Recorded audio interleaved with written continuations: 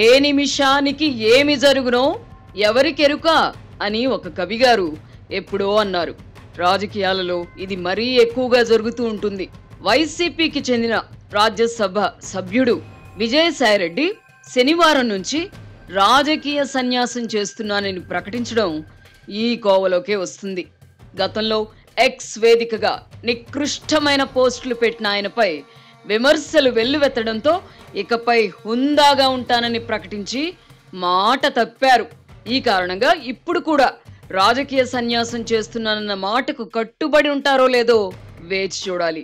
పలు అవినీతి కేసులలో మాజీ ముఖ్యమంత్రి జగన్మోహన్ రెడ్డి A1 గా ఉండగా విజయసాయిరెడ్డి A2 గా ఉన్నారు. వీరిద్దరిని విడదీసి చూడలేం. అవినీతి విషయంలో అవిభక్త కవలలుగా చేయకూడని పనులన్నీ చేశారు. అలాంటి విజయసాయిరెడ్డి హఠాత్తుగా ఈ నిర్ణయం ఎందుకు తీసుకున్నారా అన్న అనుమానం సహజంగానే కలుగుతూ ఉంటుంది. నిజానికి ఇది హఠాత్తుగా తీసుకున్న నిర్ణయం కాదు. 7 మాసాల క్రితం జరిగిన ఎన్నికల్లో వైసీపీ చిత్తుగా ఓడిపోయిన నాటి నుంచి ఆయన వైఖరిలో మార్పు వచ్చింది. అధికారంలో ఉన్నప్పుడు కూడా జగన్మోహన్ రెడ్డి ఆయనను దూరం పెట్టారు. దీంతో ఆయన పార్టీలో పూర్వ వైభవం కోసం ప్రయత్నిస్తూ వచ్చిన ఆ ప్రయత్నాలు ఫలించలేదు. ఎన్నికల్లో ఓడిపోవడంతో పార్టీ వ్యవహారాలకు దూరంగా ఉండాలని ఒక దశలో భావించారు. అయితే జగన్మోహన్ రెడ్డి ఒత్తిడి తేవడంతో పార్టీ ఉత్తరాంధ్ర వ్యవహారాల ఇన్ఛార్జిగా మళ్లీ బాధ్యతలు చేపట్టారు. భవిష్యత్తులో తాను ఏ రాజకీయ పార్టీలోనూ చేరబోవడం లేదని కూడా విజయసాయిరెడ్డి ప్రకటించారు. అయితే ఇది కూడా విధిలేని స్థితిలోనే ఆయన ప్రకటించారు. తెలుగుదేశం పార్టీ తనను దగ్గరకు రానివ్వదు కనుక భారతీయ జనతా పార్టీలో చేరిపోవాలని కొన్ని రోజుల క్రితం ఆయన భావించారు.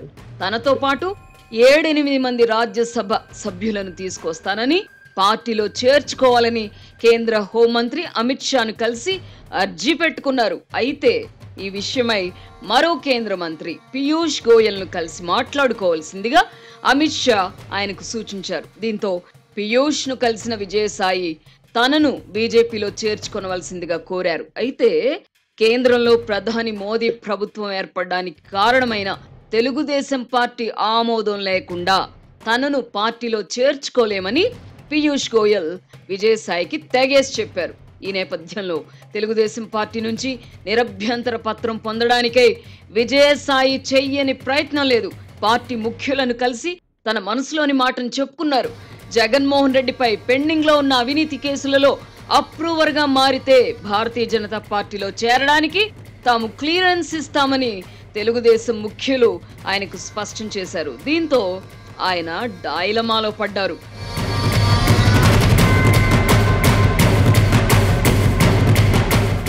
ఒక దశలో ఆయన అప్రూవర్ గా మారడానికి కూడా సిద్ధపడ్డారు. అయితే గొడ్డలి గుర్తుకు వచ్చి పీడకల రావడంతో మరుసటి రోజుకే ఆయన తన మనసు మార్చుకున్నారట.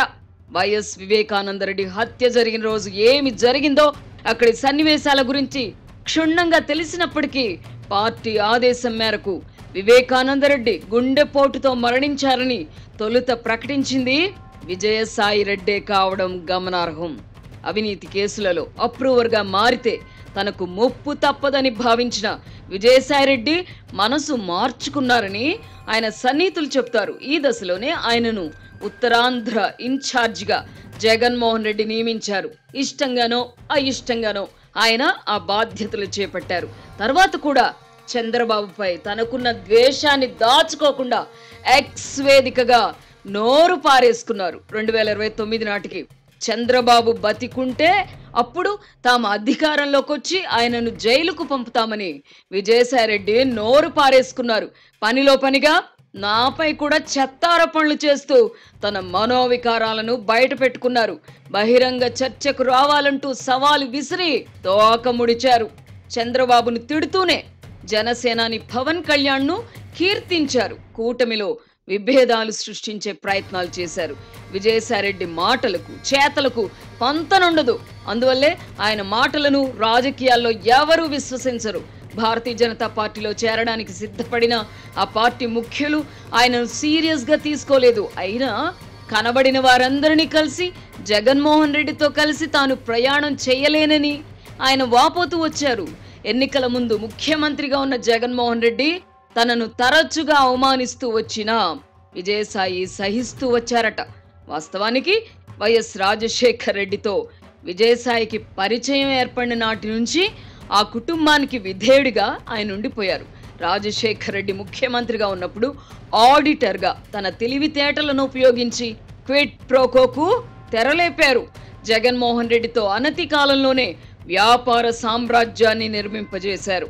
ఈ క్రమంలో అన్ని కంపెనీలను జగన్ పేరిట ఏర్పాటు చేస్తే షర్మిల పరిస్థితి ఏమిటి అని రాజశేఖర్ రెడ్డి ఆయనను నిలదీశారు. తోడబుట్టిన వాళ్ళు గిఫ్ట్ డీడ్లు చేసుకోవచ్చని విజయసాయిరెడ్డి సర్ది చెప్పారు. సండూర్ పవర్ ఏర్పాటు నుంచి ఆ తర్వాత డజన్ల కొద్దీ సూట్ కేస్ కంపెనీల ఏర్పాటు వెనక విజయసాయిరెడ్డే ఉన్నారు. ఈ క్రమంలోనే ఒక చార్టెడ్ అకౌంటెంట్ గా విజయసాయి అనైతికంగా వ్యవహరించినందున ఆయన సర్టిఫికెట్ ను ఎందుకు రద్దు చేయకూడదు అంటూ chartered accountants of India Chennai విభాగం ఆయనకు షోకాజ్ నోటీస్ జారీ చేసింది. దీనిపై కూడా ఆయన హైకోర్టులో స్టే పొందారు.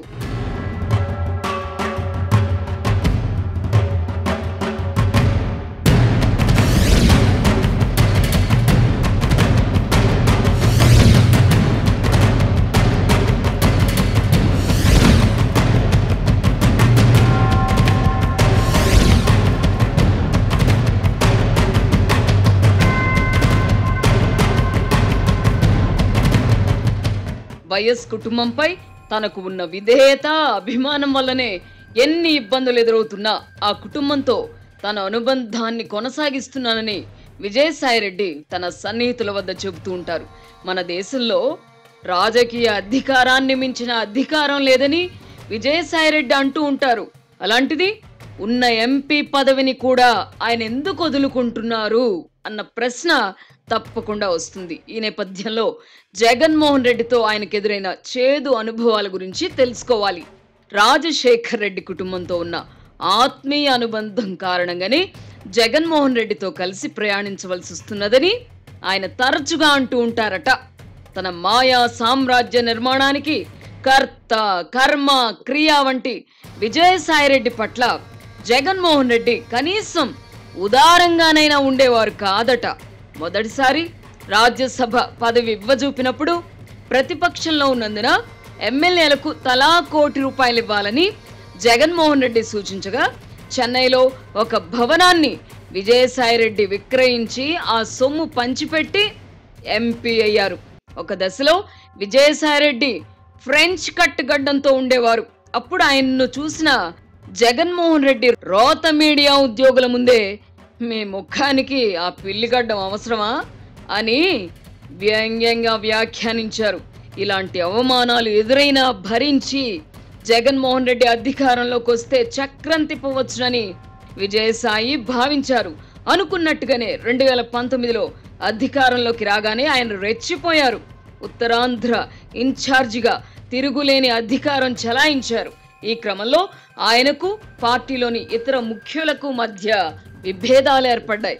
ఆయనపై ఫిర్యాదులు వెల్లువెత్తడంతో పార్టీలో విజయసాయి ప్రాధాన్యతను జగన్మోహన్ రెడ్డి తగ్గిస్తూ వచ్చారు. చివరకు ఉత్తరాంధ్ర ఇన్ఛార్జిగా కూడా తప్పించారు. అయినా సిబిఐ, ఈడీ కేసులలో విచారణ ముందుకు సాగకుండా ఢిల్లీ స్థాయిలో విజయసాయి తన వంతు కృషి చేశారు. ప్రధాని మోదీ, హోంమంత్రి అమిత్ షాలకు విధేయుడిగా మారిపోయారు. ఈ విధంగా స్వామి కార్యం స్వకార్యం చక్కదిద్దుకుంటూ వచ్చారు. అయినా ఎన్నికల ముందు ఆ తర్వాత కూడా జగన్మోహన్ రెడ్డి నుంచి ఈసడింపులు తప్పలేదు. జగన్మోహన్ రెడ్డి ఆయనను నమ్మడం పూర్తిగా మానేశారు. ఈ దశలో తమపై ఉన్న కేసుల గురించి జగన్మోహన్ రెడ్డి వద్ద చర్చకొచ్చింది. కేంద్ర ప్రభుత్వం చంద్రబాబుపై ఆధారపడి ఉన్నందున ఆయన మాటకు విలువ ఉంటుందని, కేసుల విచారణ ప్రారంభమయ్యే అవకాశం ఉంటుంది కనుక జాతీయ స్థాయి మద్దతు కోసం కాంగ్రెస్ పార్టీకి దగ్గరవుదామని జగన్మోహన్ రెడ్డి ప్రతిపాదించారట. దీంతో విజయసాయిరెడ్డి కల్పించుకొని ఇప్పుడు ఉన్న పరిస్థితులలో ప్రధాని మోదీని ధిక్కరించడం సరైనది కాదని సూచించిన జగన్ లెక్క చేయలేదు.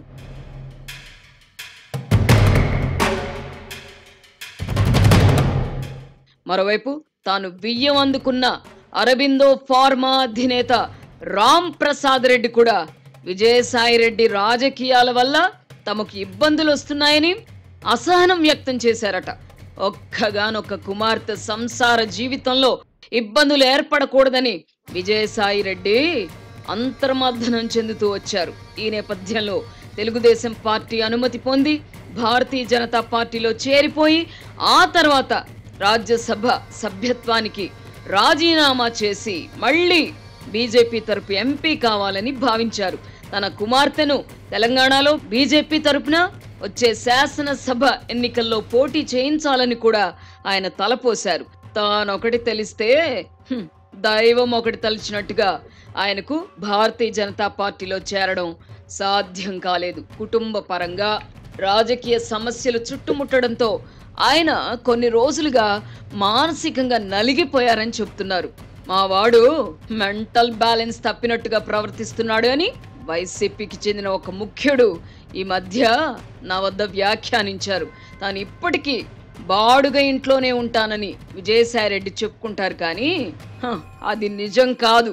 వైఎస్ కుటుంబం వల్ల తాను బాగానే లాభపడ్డానని, చార్టర్డ్ అకౌంటెంట్ గా ప్రాక్టీస్ చేస్తుంటే అంత సంపాదించే వాడిని కానని ఆయన తన కొలీగ్స్ వద్ద చెబుతూ ఉంటారు. విజయసాయికి 22 ఎకరాల్లో ఫామ్ హౌస్ కూడా ఉంది. అందులో దేశ విదేశాల నుంచి వన్యప్రాణులను తెప్పించి పోషిస్తున్నారు. ఇప్పుడు తన నివాసం కోసం సొంత భవనాన్ని నిర్మించుకుంటున్నారు. స్వామి కార్యం అంటే జగన్ రెడ్డికి అక్రమ సంపాదనలో సహాయపడుతూనే, స్వకార్యం అంటే తన కోసం కూడా ఆయన బాగానే సంపాదించి పెట్టుకున్నారు. అయితే అన్ని రోజులు ఒకేలా ఉండవు కదా. రాష్ట్రంలో ప్రభుత్వం మారడంతో వారి పాపాలు ఒక్కొక్కటిగా బయటకు వస్తున్నాయి. మద్యం, ఇసుక, భూముల విషయాల్లో విజయసాయిరెడ్డి చేతి వాటంపై చంద్రబాబు నేతృత్వంలోని కూటమి ప్రభుత్వం దృష్టి పెట్టింది. ఈ కారణంగానే పవన్ కళ్యాణ్ ద్వారా రక్షణ పొందవచ్చునని డిప్యూటీ సీఎంను పొగుడుతున్నారు. కాకినాడ పోర్టులో తన సొంత అల్లుడి పేరిట బలవంతంగా తీసుకున్న షేర్లను తిరిగి కేవీ రావుకు బదలాయింపజేశారు.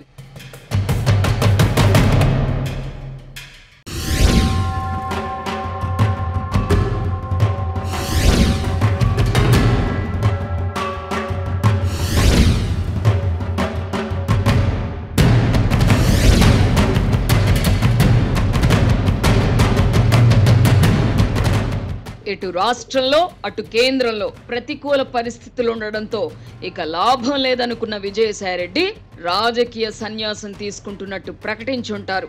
తాను నమ్ముకున్న జగన్మోహన్ రెడ్డి తనను నమ్మకపోవడం, అవసరార్థం తానుగా విధేయత ప్రకటించుకున్నప్పటికీ కేంద్ర పెద్దల నుంచి కోరుకుంటున్న ఉపశమనం లభించే పరిస్థితి కనిపించకపోవడం, ఇతరత్ర సమస్యలు చుట్టుముట్టడంతో విజయసాయిరెడ్డి రాజకీయ సన్యాసం అనే నిర్ణయం తీసుకున్నారని చెబుతున్నారు. శనివారం నాడు రాజ్యసభ చైర్మన్ ను కలిసి విజయసాయిరెడ్డితో పాటు అయోధ్య రామిరెడ్డి కూడా ఎంపీ పదవులకు రాజీనామా చేస్తారని 3 రోజుల క్రితమే నాకు తెలుసు. అయితే ఈ విషయం నాకు చెప్పిన వ్యక్తికి ఇచ్చిన మాట ప్రకారం మీడియాలో ఉండి కూడా నేను ఆ విషయాన్ని బయట పెట్టలేదు. జర్నలిజంలో ఇలాంటి ప్రమాణాలు ఉంటాయని విజయసాయిరెడ్డి వంటి వారికి తెలియదు. రోత మీడియా గురించి మాత్రమే వారికి తెలుసు. అయోధ్య రామిరెడ్డి విషయానికి వస్తే ఆయనకు రాజ్యసభ సభ్యత్వం వదులుకోవడం ఇష్టం లేదు. వైసీపీ నుంచి ఎంపికైనందున ఇప్పటికీ రాజీనామా చేసిన తెలుగుదేశం పార్టీలో చేరి మళ్ళీ తన పదవి దక్కించుకోవాలని తలపోశారు. బీజేపీలో చేరడానికి ఆయన ఇష్టపడలేదట. రాజ్యసభలో తమ బలం పెరగాలని బీజేపీ పెద్దలు భావిస్తున్నారు. అయితే అయోధ్య రెడ్డి ఆ పార్టీలో చేరడానికి ఇష్టపడకపోవడంతో తెలుగుదేశం పార్టీ కూడా ఆయనను చేర్చుకోవడానికి సుముఖత వ్యక్తం చేయలేదట. ఈ కారణంగా అయోధ్య రామిరెడ్డి రాజీనామా వ్యవహారం ప్రస్తుతానికి పెండింగ్ లో పడింది. విజయసాయిరెడ్డి ఉదంతంతో రాజకీయాలు ఎంత జిగుప్సాకరంగా తయారవుతున్నాయో అర్థమవుతుంది. ఆయన రాజకీయ సన్యాసం వల్ల వైసీపీకి గట్టి ఎదురుదెబ్బ తగులుతుంది. అవినీతి చేయడంలో కవలలుగా సాగిన జగన్ రెడ్డి, విజయసాయిరెడ్డిని విడదీసి చూడలేం కనుక ఇప్పుడు విజయసాయిరెడ్డి ఏకంగా వైసీపీకి రాజీనామా చేయడంతో ఆ పార్టీ శ్రేణుల ఆత్మస్థైర్యం ఖచ్చితంగా దెబ్బతింటుంది. జగన్మోహన్ రెడ్డి లండన్ పర్యటనలో ఉన్నప్పుడు విజయసాయి ఈ ప్రకటన చేయడం రాజకీయాల్లో అనైతికతకు నిదర్శనం. విషయం తెలుసుకున్న జగన్మోహన్ రెడ్డి రాజీనామా చేయవద్దని విజయసాయిపై తీవ్రమైన ఒత్తిడి తెచ్చారు. దీంతో ఆ ఒత్తిడి తట్టుకోలేకపోయిన ఆయన ఎక్స్ వేదికగా శుక్రవారం నాడే తన రాజకీయ సన్యాసం గురించి ప్రకటించారు. నిజానికి శనివారం నాడు రాజ్యసభ చైర్మన్ ను వ్యక్తిగతంగా కలిసి రాజీనామా లేఖ అందజేసే వరకు ఆ విషయాన్ని రహస్యంగా ఉంచాలనుకున్నారు. ఈ పరిణామాన్ని జగన్ అనుకూల శక్తులు కనీసం ఊహించలేదు. ఈ కారణంగానే జగన్ కు అనుకూలంగా సోషల్ మీడియాలో వీడియోలు పెట్టే పేటీఎం బ్యాచ్ విజయసాయిరెడ్డి ప్రకటన తర్వాత వెంటనే స్పందించలేదు. జగన్మోహన్ రెడ్డి నుంచి ఆదేశాల కోసం ఎదురు చూశారేమో తెలియదు. విజయసాయిరెడ్డి వంటి వాళ్ళు ఇలా చేస్తే జగన్మోహన్ రెడ్డితో ఇంకా ఎవరు మిగులుతారు అన్న ప్రశ్న ఈ సందర్భంగా తలెత్తుతోంది. ఆర్థిక నేరగాడిగా జగన్ కు ఎంత పేరుందో విజయసాయిరెడ్డికి కూడా అంతే పేరుంది. జగన్ పై ఉన్న కేసులు విచారణకు వచ్చి రుజువైతే విజయసాయికి కూడా శిక్ష పడుతుంది. ఆ పరిస్థితి నుంచి ఉపశమనం పొందాలంటే తాను అప్రూవర్ గా మారడం ఒక్కటే విజయసాయి రెడ్డి ముందున ప్రత్యామ్నాయం. అప్రూవర్ గా మారితే తన ప్రాణాలకే ముప్పని ఆయనకు తెలుసు. అందుకే అప్రూవర్ గా మారి బీజేపీలో చేరిపోయి ఎంపీగా కొనసాగలేని పరిస్థితి ఆయనకి ఏర్పడింది. బహుశా ఈ కారణంగానే రాజకీయ సన్యాసం చేయాలని భావించి ఉంటారు. సిబిఐ, ఈడీ కేసుల విషయం అటుంచితే మద్యం, ఇసుక వగైరా వ్యవహారాల్లో రాష్ట్ర ప్రభుత్వం నమోదు చేసిన కేసులు కూడా తరుముకొస్తున్నాయి. ఈ కేసుల నుంచి రక్షణ పొందడానికి ఆయన అప్రూవర్ గా మారతారేమో తెలియదు. జగన్ కు సంబంధించిన కేసులలో విజయసాయిరెడ్డి వంటి వాళ్ళు కూడా అప్రూవర్ గా మారే ఆలోచన చేశారంటే రాజకీయాలలో ఎవరిని పూర్తిగా నమ్మకూడదని మరోసారి రుజువైంది. బహుశా ఈ కారణంగానే కాబోలు ముఖ్యమంత్రి చంద్రబాబు ఎవరిని పూర్తిగా నమ్మరు. ఈ మొత్తం ఉదంతంలో ప్రాంతీయ పార్టీలు, ముఖ్యంగా వైసీపీ, తెలుగుదేశం పార్టీలు ఆత్మ పరిశీలన చేసుకోవాలి. పార్టీ టికెట్ల కేటాయింపు, రాజ్యసభకు అభ్యర్థుల ఎంపికలో డబ్బుకు ప్రాధాన్యత ఇవ్వకుండా విధేయతకు ప్రాధాన్యత ఇవ్వాల్సిన అవసరాన్ని గుర్తిస్తే మంచిది. తమిళనాడులో డిఎంకే పార్టీ టికెట్లు అమ్ముకోదు. అందుకే ఆ పార్టీ ఎంపీలు, నాయకులు తాము అధికారంలో ఉన్నా లేకపోయినా ఫిరాయింపులకు పాల్పడరు. తెలుగునాట ఈ పరిస్థితి లేదు. జగన్మోహన్ రెడ్డి రాజకీయాల్లోకి రాకముందు కూడా తెలుగుదేశం పార్టీకి చెందిన రాజ్యసభ సభ్యులు రాష్ట్రంలో అధికారాన్ని కోల్పోగానే పార్టీ ఫిరాయించడాన్ని చూసాం. ఇప్పుడు జగన్మోహన్ రెడ్డి పార్టీ కూడా ఈ సరసన చేరింది. రాజకీయ సన్యాసం ప్రకటించిన తర్వాత కూడా ఇటు విజయసాయికి గాని అటు జగన్మోహన్ రెడ్డికి గాని సానుభూతి లభించే పరిస్థితి లేదు. అధికారాన్ని గరిష్ట స్థాయిలో దుర్వినియోగం చేయడమే ఇందుకు నిదర్శనం. ఇందుకు కారణం జగన్మోహన్ రెడ్డి ముందు కుర్చీలో కూర్చోడానికి కూడా సాహసించని విజయసాయిరెడ్డి వంటి వాళ్ళు ఇప్పుడు అదే జగన్మోహన్ రెడ్డి ప్రాధేయపడిన రాజీనామా నిర్ణయం నుంచి వెనక్కి తీసుకోవడానికి నిరాకరించడాన్ని ఎలా అర్థం చేసుకోవాలి? జగన్ రెడ్డికి కూడా ఇదో గుణపాఠం. అధికారాన్ని ఉపయోగించి ఎంత డబ్బు పోగేసుకున్నా మనశ్శాంతి లేనప్పుడు ఏమి ప్రయోజనం? తన ఆర్థిక నేరాల్లో భాగస్వామి అయిన విజయసాయిరెడ్డి ఇప్పుడు దూరం అవుతున్నారు. రక్తం పంచుకు పుట్టిన చెల్లి షర్మిల ఎప్పుడో దూరమైంది. రాజకీయ అధికారం ఎంత ప్రమాదకరమైనదో కదా. డబ్బు, అధికారాన్ని పంచుకోవడానికి సిద్ధపడకపోతే రక్తం పంచుకు పుట్టిన వాళ్ళు కూడా శత్రువులుగా మారతారని జగన్మోహన్ రెడ్డి ఇప్పటికీ గ్రహించకపోతే అంతకంటే విషాదం ఉండదు. అధికారం ఉన్నప్పుడు అందరూ ఆప్తులుగానే కనిపిస్తారు. అధికారం, డబ్బు లేకపోతే ఒంటరి వారుగా మిగిలిపోతారు. ఈ విషయం అలా ఉంచితే నా విషయంలో తన సవాలుకు కట్టుబడకుండానే విజయసాయిరెడ్డి అస్త్ర సన్యాసం చేయడం నాకు అస్సలు నచ్చలేదు. కొంతకాలం క్రితం నాపై అవాకులు చవాకులు పేలి వాంతులు చేసుకున్న విజయసాయిరెడ్డి బహిరంగ చర్చకు రావాలని నన్ను సవాల్ చేశారు. నువ్వు అంతగా ముచ్చట పడితే ఎందుకు కాదంటానులే అని. అందుకు సరే అన్నాను. దీనికి బదులుగా వేదిక ఢిల్లీలో ఉండాలని, అది కూడా ఫలానా వారి సమక్షంలో అని ఆయన షరతులు పెట్టగా అందుకు కూడా సరే అన్నాను. అయినా అటువైపు నుంచి సౌండ్ లేదు. ఇప్పుడేమో రాజకీయ సన్యాసం అని అంటున్నారు. ఇప్పటికైనా తాను నోరు పారేసుకున్నందుకు ఆయన క్షమాపణలు చెప్తారేమో చూద్దాం. అయినా విజయసాయిరెడ్డి వంటి వారి నుంచి విలువలను ఆశించడం అత్యాశ అవుతుంది.